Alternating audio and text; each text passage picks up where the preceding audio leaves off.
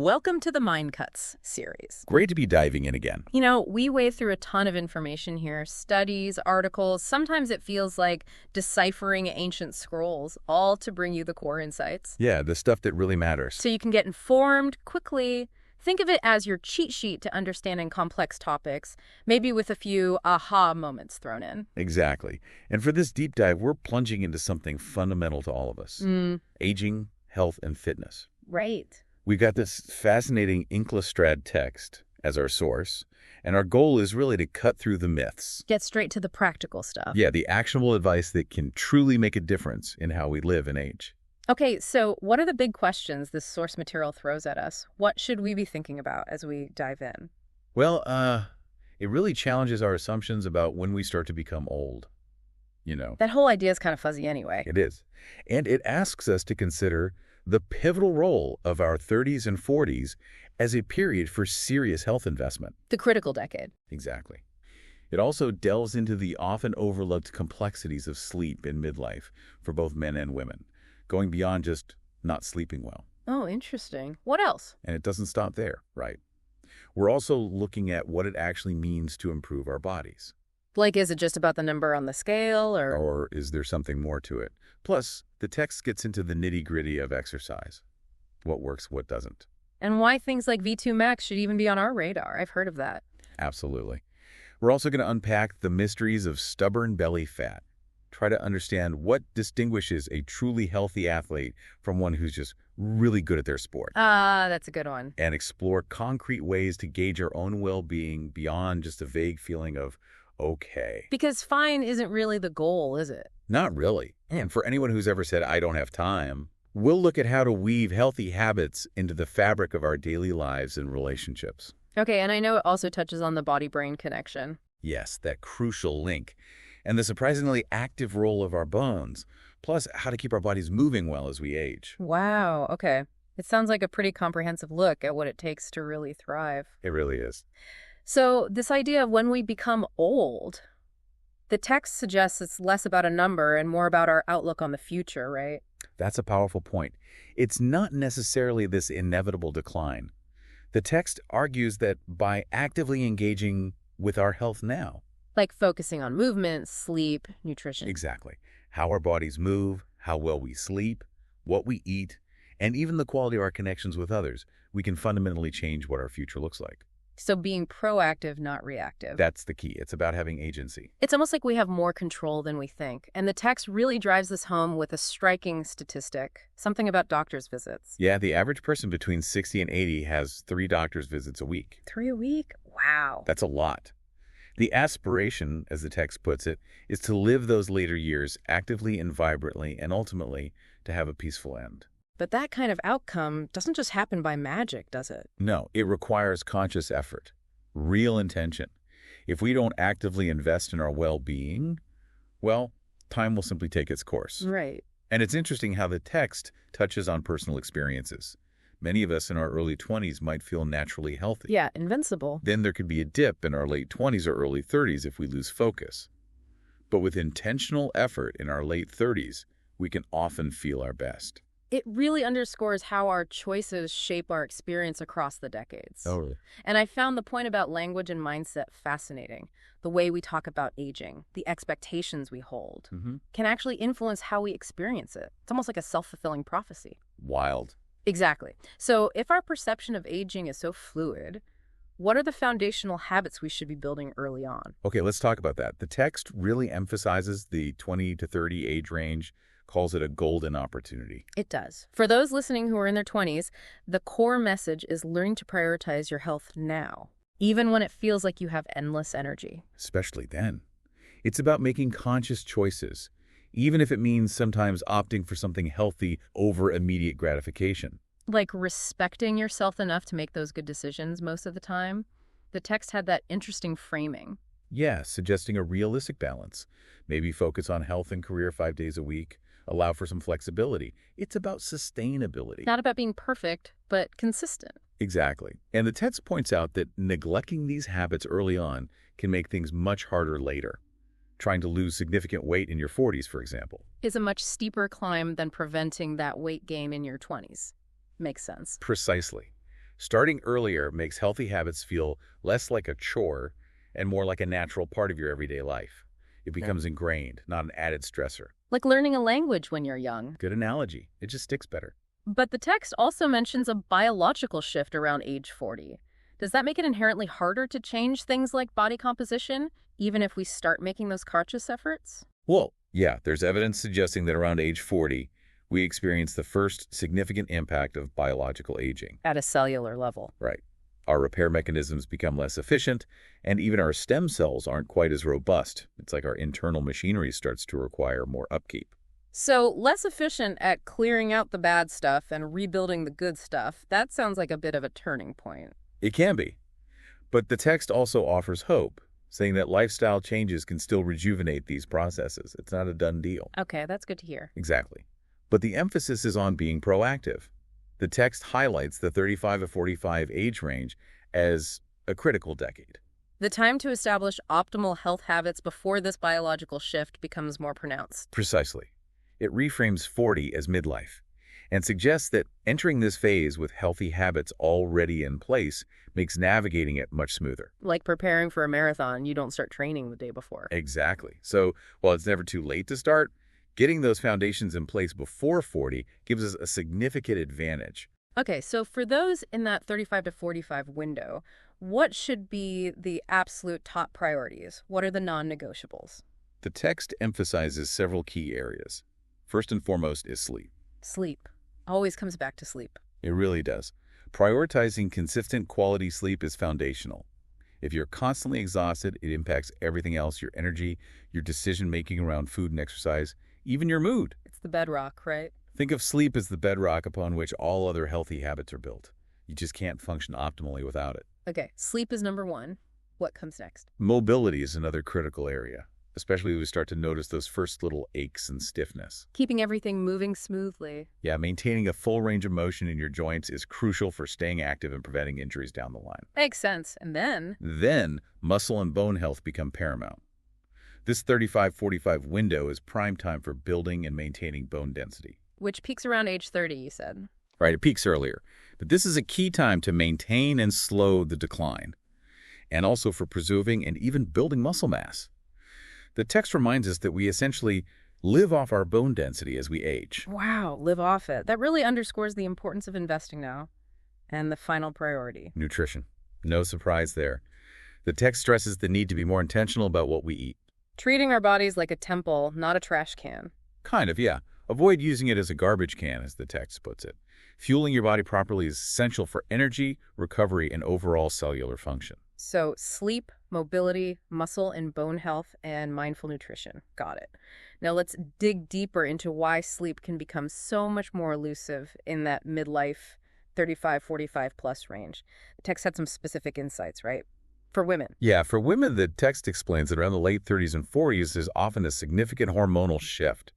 As the number of eggs declines, estrogen production decreases. And that affects more than just reproductive health. Oh, definitely. This hormonal fluctuation impacts muscle and bone building and can significantly disrupt sleep patterns by throwing off the body's natural circadian rhythm. And that hormonal shift can contribute to that very specific experience the text mentions. Women waking up around 3:37 a.m., that's strangely precise. It is, isn't it? The text suggests this can be a result of both those hormonal fluctuations and potential dips in blood sugar levels overnight. Huh. Interesting combo. It also highlights the somewhat ironic timing for women who might have just navigated years of interrupted sleep due to young children. Right, you finally get them sleeping through the night. And then you face new sleep challenges as your hormones change.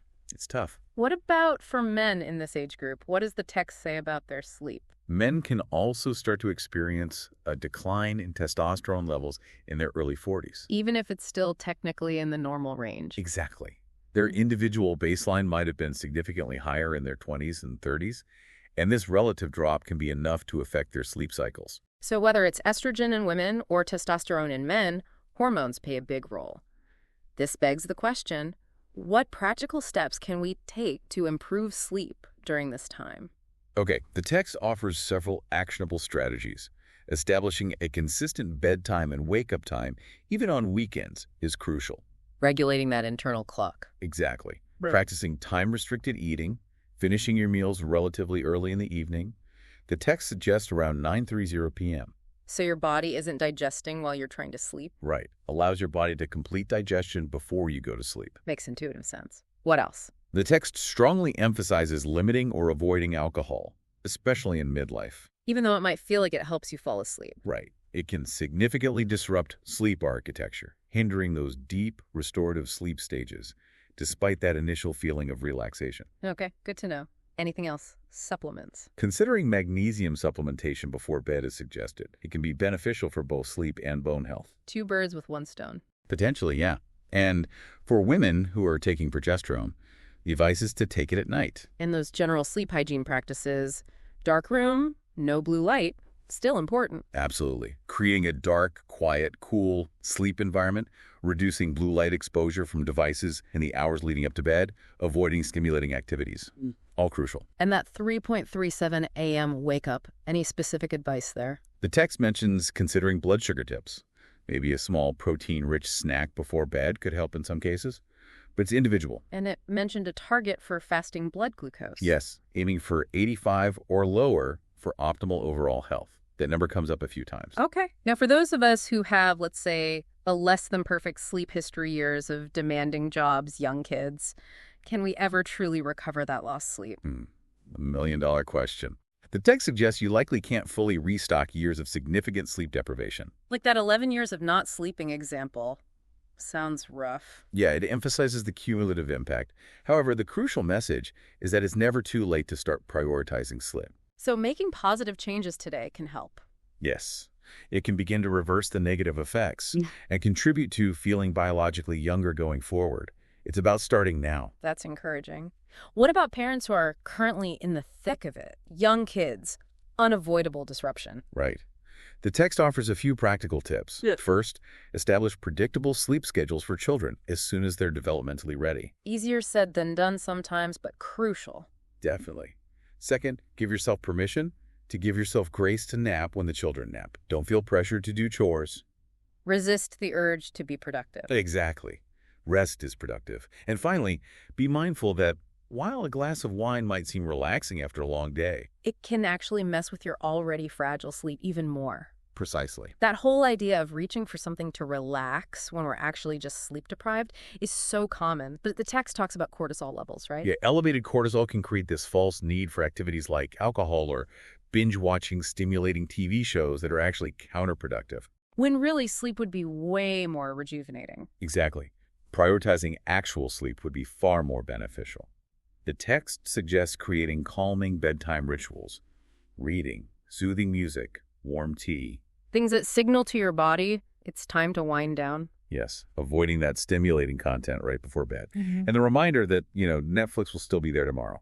True. And just to nail this point home, alcohol messes with REM sleep and makes sleep less deep, even if it helps you nod off initially. That's the key takeaway on alcohol and sleep from the text. Okay, shifting gears a bit. Let's talk about what's happening with our bones and muscles as we move into that 35-plus age range. Sedentary lifestyles are a big factor here. Huge factor. With easy access to calories and less movement, our bodies tend to store excess energy as fat. And it's really important here to differentiate between weight and body composition. Meaning you can look thin but still be unhealthy metabolically. Exactly. You can be relatively thin on the scale but still have low muscle mass and a high percentage of body fat. The text calls this sarcobesity. Sarcobesity. Too much fat, too little muscle. Right. And this excess fat doesn't just sit on the surface, does it? The text suggests it can accumulate in surprising places. Like inside the muscle itself. Yeah, it can even infiltrate muscle tissue, making it less efficient. This is particularly concerning given how many of us have jobs that require sitting all day, brain jobs, as the text calls them. Our bodies just aren't designed for that. They're designed for movement. So, given this tendency towards fat gain and muscle loss, what's the effective way to shift that balance? The text says ditch the focus on just losing weight. Absolutely. It emphasizes that you can reverse this trend, but the key is to focus on recomposing your body. Building muscle, reducing fat. Exactly. Actively building muscle while reducing body fat. And remember, muscle tissue is denser than fat, so your weight might not change dramatically even when you're making huge positive changes. Right. The scale doesn't tell the whole story. The text shared that example of someone gaining muscle, losing fat, but staying the same weight. A powerful illustration. It's about the composition, not just the number. So what's the most effective strategy for this body recomposition? What's the plan? For individuals in midlife, say 40 to 65, the secret sauce, according to the text, is heavy lifting. Heavy lifting. Okay. Specifics. Lower repetitions, multiple sets. The recommendation is around 4 reps for 4 sets for women and maybe up to 8 reps for 4 sets for men, focusing on compound exercises. Those big movements that work multiple muscles. Squats, deadlifts, presses, rows. You got it. Upper body, bench press, pull-ups or rows. Lower body, squats, deadlifts, at least twice a week, ideally 4 times. And you supplement those with smaller exercises? Yeah, augment with exercises targeting specific groups, biceps, triceps, back muscles, etc. Okay, lift heavy compound movements. What else is crucial? You absolutely have to feed the muscle. Adequate protein intake is vital. The science on that is strong. Protein for repair and growth. Got it. And then comes a perhaps surprising recommendation. Yeah. Incorporate sprints. Sprints? Really? Not like long jogs? No, sprints. The text defines this as short bursts of exercise performed at your maximum heart rate. All out. All out. Done twice a week. This is different from HIIT, high-intensity interval training, which is usually more like 75–85% of max heart rate. Okay, so max effort sprints. Like on a treadmill or rower. Yep. Treadmill, rower, elliptical, hill sprints. The key is pushing yourself so hard that you feel like you have absolutely nothing left in the tank afterwards. Leave it all out there. And why sprints over just HIIT? The text had a reason, right? Especially for midlife. That's right. As hormones shift, HIIT might be too intense to be restorative, but maybe not intense enough to stimulate significant muscle growth. Kind of a tough middle ground. Yeah, and it can potentially lead to imbalances or injuries if you're not careful. So the test introduces the 80-20 cardio method. 80-20, what's that? Dedicating about 80% of your cardio time to lower intensity, steady-state exercise like Zone 2 training, and the remaining 20% to those maximal sprints. Interesting balance. Okay, this is all about strategic stress. Now, the text also brought up V2 max. Can you remind us what that is and why it matters? Sure. V2 max is basically the maximum amount of oxygen your body can utilize during intense exercise. It's a key measure of aerobic fitness. And it declines with age unless we work on it. Yeah, typically by about 10% per decade if you're not actively training it. But the really important takeaway is the frailty line. The frailty line. Sounds ominous. It is. It's a V2 max below 18 for men and 16 for women. Below this threshold, everyday self-care tasks become difficult. Like basic stuff, dressing, bathing. Potentially, yeah. It significantly increases the risk of needing assisted living. Wow. That's a stark picture, losing independence. Exactly. And the text gives an example of someone starting at 45, at age 50, even with decline, they stay above the line. But starting lower is riskier. So it highlights the value of maintaining or even improving it. How do we train for V2 max specifically? Is it different again? It is. It's a distinct type of training. Yeah. The text describes it as short intervals of maximum effort. Think 4 minutes going absolutely all out. 4 minutes max effort. That sounds brutal. It is. Followed by a recovery period of similar duration, maybe 3 or 4 minutes, and you repeat that cycle just 2 or 3 times. And only once a week. Generally, yeah. 1 dedicated session a week seems to be the recommendation for V2 max improvement. That seems manageable, intensity aside, and this connects back to our evolutionary history. Exactly. Hunter-gatherers needed both endurance for tracking and bursts of high intensity for the hunt or escape. Our bodies are adapted for this kind of on-off effort. Fascinating. Okay, let's tackle a topic I'm sure many listeners care about. Stubborn belly fat. The text starts with self-compassion, right? Yes, especially for women who've had children. Be kind to yourself. Acknowledge the body's changes. But then it gets practical again. Right. It reiterates that the combination of sprint intervals and consistent weightlifting is the most effective strategy for body transformation. Including reducing belly fat. Yes, including noticeable reduction in stubborn belly fat, back fat, hip fat, and importantly, that more dangerous visceral fat. Okay, remind us of the difference again. Subcutaneous versus visceral. Subcutaneous is the fat you can pinch just under the skin. Visceral fat is deeper, surrounding your internal organs in your abdomen. And visceral is the really unhealthy kind. Far more metabolically active, poses a greater risk, contributes to chronic inflammation, increases disease risk. That's the one to really target. So, aesthetics aside, reducing visceral fat is key for long-term health. Got it.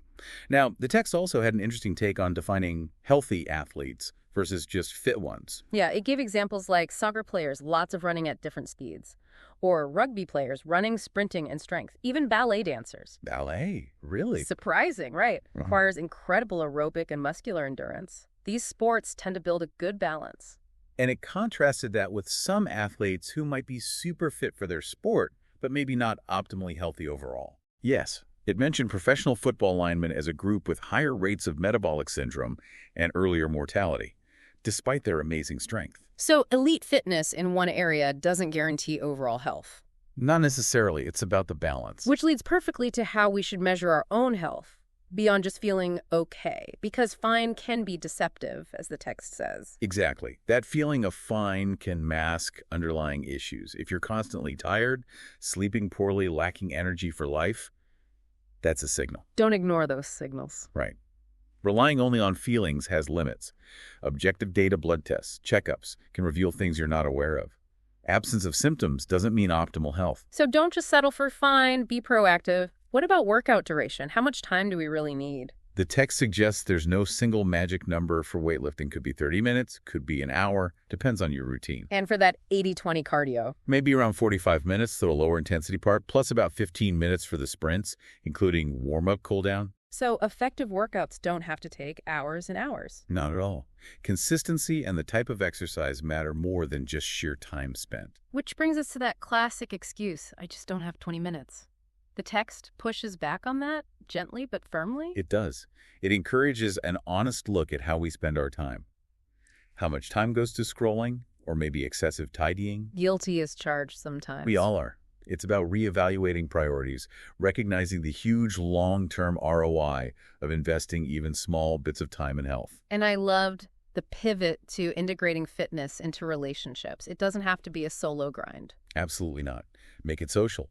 Play pickleball with friends, hike with your partner, do active recovery like sauna or cold plunge together. Makes it more fun, more sustainable. Totally. Fosters connection, creates shared positive experiences. Plus, exercise releases endorphins, which can enhance bonding. The text even had that cute story about a first date on a ropes course. Yeah. Shared challenges connect people. So if time is tight, shift some social time to active pursuits. Win-win. Okay, let's shift to bones. The text really blew my mind about bones not being static. Right. They're living, dynamic tissue, constantly remodeling, storing minerals, housing immune cells. And communicating with other organs through proteins like osteocalin. Exactly. Osteocalin influences brain health, BDNF, glucose levels, even testosterone. Bones are metabolically active endocrine organs. Wow. And nutritionally, they're like 50% protein. Yep. Underscoring that protein importance again for both muscle and bone. So protein plus low inflammation diet, vitamin D, magnesium, trace minerals. Selenium, boron, zinc. Yeah. The text mentions prunes are surprisingly good too. Prunes for bones. Who knew? But maybe the most critical factor for bone health, according to the text, is mechanical loading, impact. Like jumping, weight-bearing exercise, that wolf sloth thing. Precisely. Impact exercise box jumps, skipping, running stairs, even just jumping signals bone-building cells, osteoblasts, to create more bone. Mechanical stress triggers biochemical growth signals. Which explains why functional exercises with free weights, like squats, are better than machines. Generally, yes. They mimic natural movements, engage more muscles, require balance and coordination, all providing that crucial stimulus for bone. A leg press machine doesn't challenge your balance like a squat does. Exactly. And things like bench presses, overhead lifts relate to real life, like lifting luggage, strengthening bones in the upper body, and spine too. Okay, now the body-brain connection, we touched on it, but let's dive deeper. Physical activity directly impacts cognitive function. Absolutely. We mentioned bone-derived osteocalin, but skeletal muscle contraction itself releases proteins like clotho. Clotho, what does that do? It contributes to neuron development in the brain. And get this, research shows even a simple 6-week walking program can increase the size of the hippocampus. The memory center. Just from walking, that's incredible. It really is. It shows how movement nourishes the brain. That strategic stress signals our system. Hey, we're active, keep everything running well, including the brain. And hormones play a role too, like estrogen. Big role. The brain has lots of estrogen receptors. So fluctuations, like during perimenopause, can noticeably affect cognitive function, brain fog, memory issues. It's also interconnected, which brings us back to knowing our bodies using data, not just feelings. The car maintenance analogy. Yes. We wouldn't drive a car for years without checking the oil or tires. Why treat our bodies differently? Regular checkups, labs, assessments provide objective data. Allows for proactive health management, not just reacting to problems. Exactly. And it increases self-awareness and accountability, like using a continuous glucose monitor or CGM. Ah, yes, the CGM. The text was quite keen on that. That anecdote about the low-sugar cereal causing a glucose spike was eye-opening. It really illustrates the point. The text strongly recommends most people consider using a CGM for maybe 3 months. Just to see how your body responds to different foods? Exactly, because it's so individual. What spikes one person's blood sugar might be fine for another.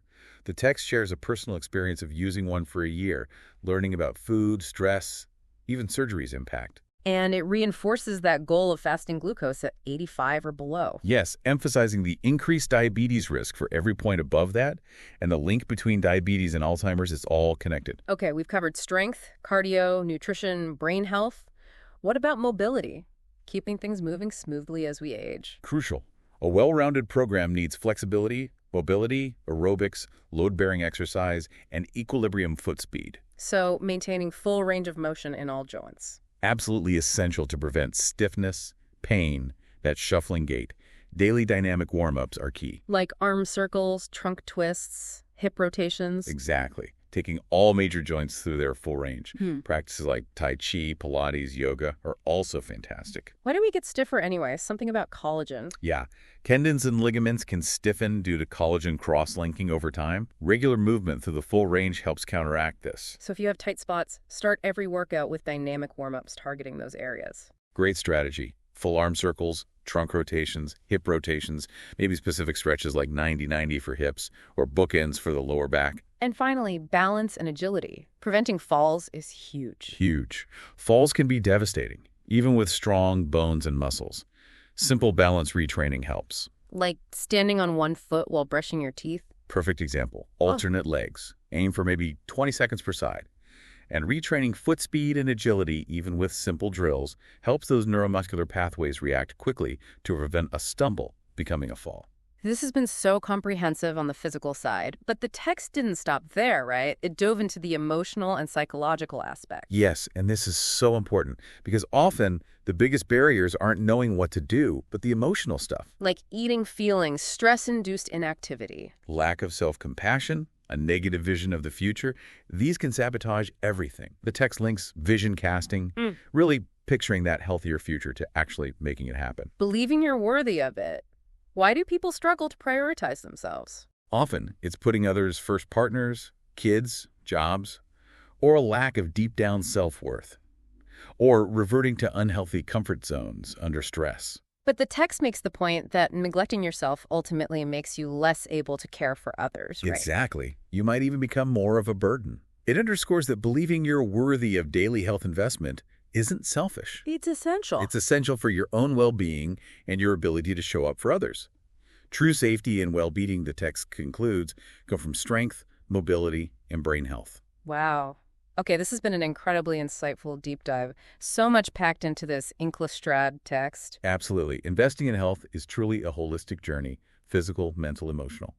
So as you're reflecting on all these mind cuts we've shared, I want to leave you with this thought. Consider which specific area, sleep, movement, nutrition, or mindset feels like the most impactful starting point for you right now. Yeah, where can you make the first small step? And what is one small, consistent action you can take today, starting now, to begin shifting your trajectory towards a more vibrant and resilient future? Thank you for joining us on this deep dive. We really hope these insights empower you to take those meaningful steps. This has been part of our Mind Cut series, aiming to bring you concise, powerful knowledge. Stay tuned for future deep dives into other fascinating topics.